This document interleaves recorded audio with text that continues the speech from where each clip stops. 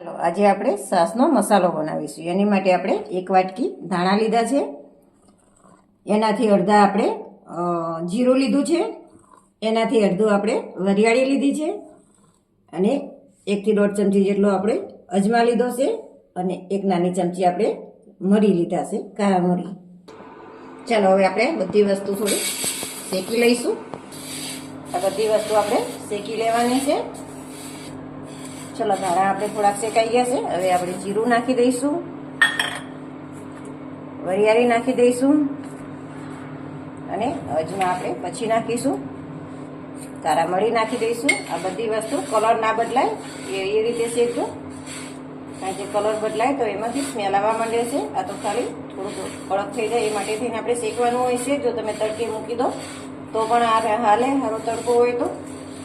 चलो આપણે બધી વસ્તુ શેકાઈ ગઈ છે જુઓ, અને આપણા દાણો સરસ તરત જ ભાગી જાય છે। હવે આપણે આમાં અજમા નાખી દઈશું। આપણે અજમા સાથે નથી નાખવાના, કારણ કે અજમાનો દાણો હાવ નાનો હોય છે, એ નીચે બેસી જાય તો એ તરત જ દાઝી જાય છે। અને આપણે થોડીક વાર આપણે ગેસ બંધ કરી દીધો છે। હવે થોડીક વાર આને ભેગું આપણે આ ગરમ કરી દઈશું અજમો। લીમડાના પાન આપણે સૂકવી દીધેલા છે ધોઈ અને આપણે આ ફુદીનો બંને આપણે ધોઈ અને એકદમ સરસ સૂકવેલા છે। જો તમે થોડીક વાર સૂકવ્યા હોય, થોડાક અધકચરા સુકાણા હોય તો તમે એવા અલગથી શેકી અને પછી તમે નાખી શકો છો। એ બધું થોડીક વાર આપણે શેકી લઈશું। હવે આ બધી વસ્તુ આપણે ઠંડી થવા દઈશું, પછી આપણે આનો પાવડર બનાવવાનો છે। ચાલો આપણો ધાણા જીરું બનાવવા માટે થાય ધાણા એકદમ સરસ આ બધી વસ્તુ ઠળી ગઈ છે। હવે આપણે આના પીસી લઈશું। ચાલો હવે આપણે આના પીસી લઈશું। વધારે છે એટલે 2 વખત પીસીશું અને આને આપણે પલ્સ મોડ ઉપર ચાલુ બંધ કરતું જવાનું અને પીસતું જવાનું છે। ચલો હવે આપણે બધી વસ્તુ પીસાઈ ગઈ છે। ચલો હવે આપણે આની અંદર અડધી વાટકી રેગ્યુલર મીઠું નાખીશું,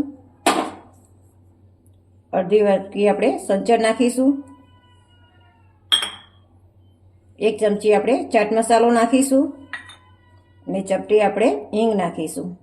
આ બધી વસ્તુ નાખવાથી આપણા સાસનો મસાલો બહુ સરસ બને છે। અને આ મસાલો કોઈ પણ ચાટમાં, ફ્રૂટમાં કે છાશમાં કે દહીંવડા કોઈ પણ વસ્તુમાં, પાણીપુરીમાં આ સાસનો મસાલો બહુ ઉપયોગ થાય છે।